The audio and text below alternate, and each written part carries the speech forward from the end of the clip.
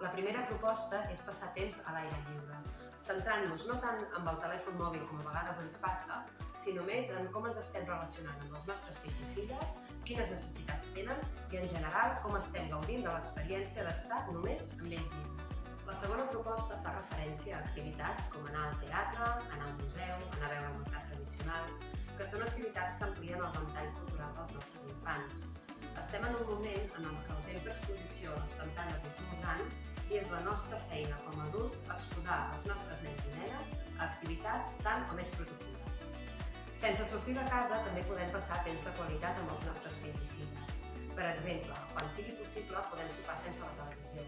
I també podem ensenyar-los tasques que faran que el dia de demà siguin adults, autònoms i responsables, amb drets i amb obligacions.